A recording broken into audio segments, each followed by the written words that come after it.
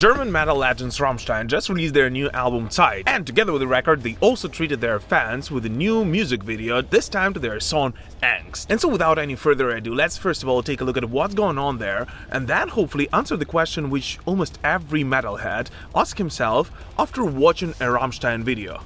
What a f***? Here you go.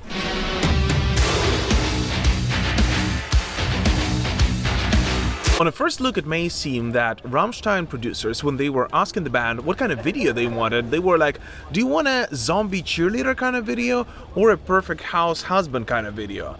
And Tin Lindemann simply said, yeah. Yet in reality, just like most of Rammstein videos and songs, it actually has a much deeper meaning to it. After a short yet powerful intro, the song kicks in with the main theme, in which a father threatens a naughty child to be taken away by a black man if he doesn't behave accordingly. And actually, before you jump into accusing Rammstein of being racist, I have to point out that even from my high school German, I do remember that black man actually means a boogeyman in German.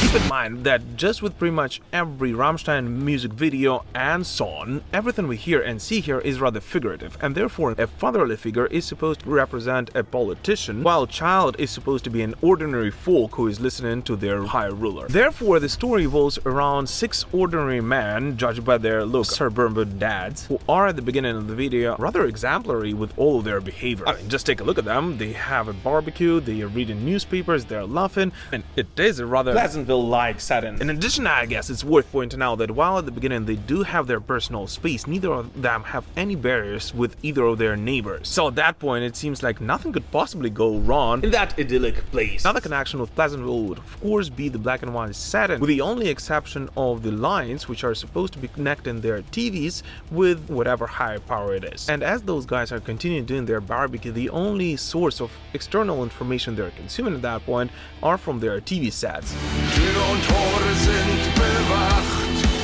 And as they are consuming more and more of that information, they are becoming more and more paranoid and afraid of a mysterious boogeyman whom they've never seen before, yet whom they simply do not understand. Their paranoia eventually makes them build the walls, install a surveillance, and arm themselves, eventually turning them into absolute freaks and maniacs, eventually going out and shooting everyone whom their higher rulers said were their enemies.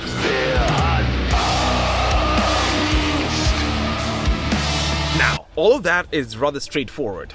Now let's talk about who is who here. Well, first of all, let's not forget that the whole album Zeit was actually a rather spontaneous one for Rammstein, meaning it was not supposed to be released this year. Yet because of lack of touring in the past couple of years, the guys had a lot of time they could have spent productively, and so they did. And so in my personal opinion, this song has been written about COVID, and particularly about Europe's struggle to protect themselves from the outside world, and about all the countries in Europe closing their borders in the last couple of years, like if those people on the outside are supposed to have a different kind of COVID, which is way more dangerous than the one that is already inside your country.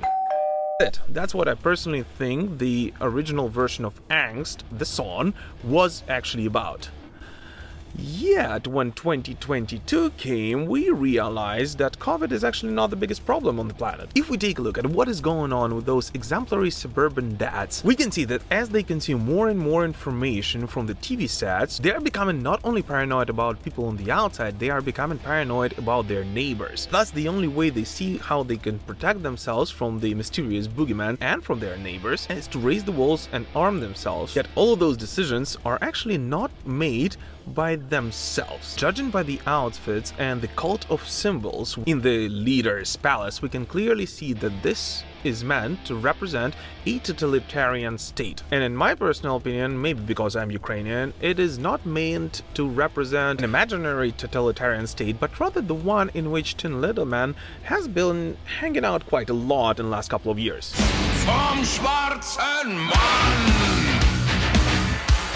So then, here we go. We have a totalitarian ruler. We have ordinary people who are consuming information and eventually becoming zombies. And then the red color would represent the propaganda which is running through those cables. And then we finally have those cheerleaders, who then can represent not the victims of propaganda, but rather the ones who are collaborative with the regime and who are willing to cheerfully support the lies and the propaganda in order to enslave the minds of the regular people. And I guess it's rather symbolic that it is those cheerleaders who are bringing the guns to the ordinary folk, thus pointing out that it is not only the high ruler who is responsible for the deaths of others, but rather the entire system, including all of their collaborators who are then turning an entire nation into a nation of zombies, who are willing to kill everyone in their way just to protect themselves from a mysterious boogeyman.